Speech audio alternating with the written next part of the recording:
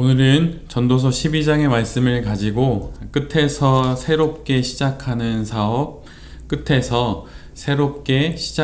사업이라는 제목으로 함께 하나님 말씀을 나누도록 하겠습니다.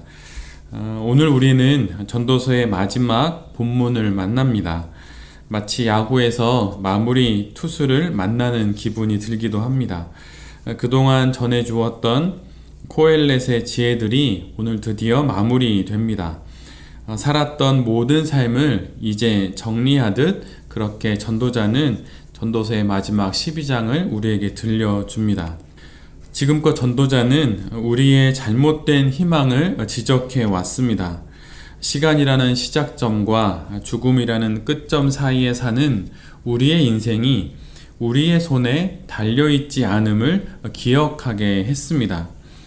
하나님, 특별히 창조주를 경외하고 살면서 인생의 유한함을 인정하고 그 유한함으로 인해 그 모든 것들이 시간 속에서 변함을 받아들이라고 말합니다.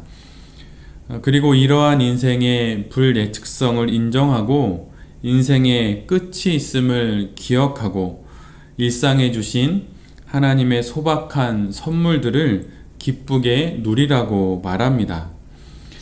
생명의 기운이 조금이라도 더 있을 때, 젊을 때 이를 기억해야 합니다. 이것이 지혜이지요. 늙어 삶의 그늘이 깊게 드리워질 때, 그때가 되어서야 뒤늦게 하나님을 기억하지 말고 삶의 태양이 높이 떠 있는 젊을 때, 그 태양 아래서 하나님을 기억해야 합니다. 여기서 말하는 젊음은 단순히 육체의 젊음만을 말하는 것은 아닙니다. 여전히 코끝에 호흡이 남아있을 때, 생명의 기운이 내게 있을 때, 그때 창조주를 기억해야 합니다. 그래서 지금 바로 여기서의 삶을 새롭게 의미있게 만들어야 하는 것이지요. 오스왈드 챔버스가 소천하기 2주 전까지 혼신의 힘을 다해 썼던 말씀이 있는데 그건 전도서 말씀입니다. 그가 쓴 전도서에 이런 이야기가 나와요. 한 문장인데, 인생은 구속을 떠나서는 살 가치가 없다. 인생은 구속을 떠나서는 살 가치가 없다. 그 어떤 인생도 하나님의 구속, 즉 하나님의 붙잡으심과 건져 올리심을 떠나서는 아무런 의미를 갖지 못한다는 이야기입니다. 오직 하나님의 구속에 붙들린 인생만이 참된 가치를 갖습니다. 이 구속에 붙들린 인생이 후회 없는 인생이 되는 것이지요. 김기석 목사님의 아버님께서 인생 끝자락에 소천을 앞두시고 쓰신 글이 있는데, 그 쓰신 글의 마지막 부분은 대략 이러한 이야기로 끝맺습니다. 한 인생을 살고 보니 천만금이 다 필요한 것이 아닌 것을 알게 되었다. 세상에서 가장 행복한 삶은 봄이 되어서 피어난 꽃을 보고 아름다워 할 수 있는 능력이 더 중요하더라. 내 후손들이 살게 되는 세상은 평화로워서 마치 호수에서 유람선이 선유하는 것 같은 평화로움이었으면 좋겠다. 이제는 더 힘들어서 못 쓰겠다. 정작 내가 소유하고 있지만 제대로 살아보지 못하는 것이 인생은 아닌가 하는 생각이 듭니다. 그리 많은 것이 필요하지 않은데, 풍족하지는 않지만 지금으로도 괜찮은데 헛심만 쓰고 있는 것은 아닌지 뒤돌아 봐야 합니다.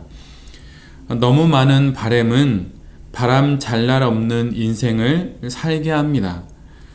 지금 나의 바램이 너무 과한 것은 아닌지 생각해 봐야 합니다. 하나님께 붙들리기보다 다른 것에 애착을 갖고 그것에 붙들려 아둥바둥 사는 것은 아닌지 뒤돌아볼 필요가 있습니다. 전도자의 대표적인 문구인 헛되고 헛되며 헛되고 헛되니 모든 것이 헛되도다. 이 말씀에 나오는 헛되다는 그 원어적 의미로는 수증기 그리고 안개를 뜻합니다. 산 정상에 올라 만나게 되는 안개를 아무리 잡으려 해도 잡을 수 없듯, 피어오르는 수증기를 가지려 해도 가질 수 없듯, 그렇게 성공의 정상에서도 피어오르는 성취로도 잡을 수 없는, 그래서 그렇게 사라지는 것이 인생입니다. 이런 인생 속에서 애착을 가질 만한 것이 무엇이 있겠습니까? 그러기에 전도자는 창조주를 기억하라 이야기합니다. 창조주, 나를 지으신 신이신 하나님, 그분만이 인생의 유일한 희망입니다. 창조주이신 그 하나님께 구속될 때만이 세상에 속지 않습니다. 세상에 붙들리지 않게 되는 것이죠. 말씀 앞에서, 기도 앞에서, 날 구속하신 하나님 앞에서 영혼의 여유를 가질 때 삶의 이유를 알게 됩니다. 다른 이유로 삶을 견인할 수 없음을 또한 알게 됩니다. 시간을 뒤로 쓰는 사람들이 있습니다. 앞으로 가는 시간을 뒤로 사용하며 사는 인생이 있는데 그것은 후회를 하며 사는 삶입니다. 그런데 의외로 이런 삶을 사는 이들이 아주 많습니다. 모든 자연은 시간을 따라 앞으로 흘러가는데 후회만은 이 자연의 흐름을 거슬러 시간을 뒤로 흐르게 합니다. 이런 인생은 너무나 아까운 인생이지요. 사업을 하든 목회를 하든 실수가 있고 잃어버린 기회와 아쉬움이 있습니다. 그러나 그것은 이미 다 지나간 일들이지요. 지난 과거를 하나님께서 구속하실 수 있도록 하나님께 내어드려야 합니다. 이미 벌어진 사실인 과거를 하나님께 내어드림으로 현재라는 사실을 온전히 살 수 있고 이 두 사실을 잘 정리함으로 미래라는 가능성을 불안해하지 않고 차분히 맞이할 수 있게 됩니다. 말씨, 솜씨, 마음씨, 모든 것에는 씨가 있지요. 그래서 그것이 심기워 열매를 맺는 법입니다. 어떤 씨앗을 심느냐에 따라 그 씨앗에 어울리는 열매가 맺힙니다.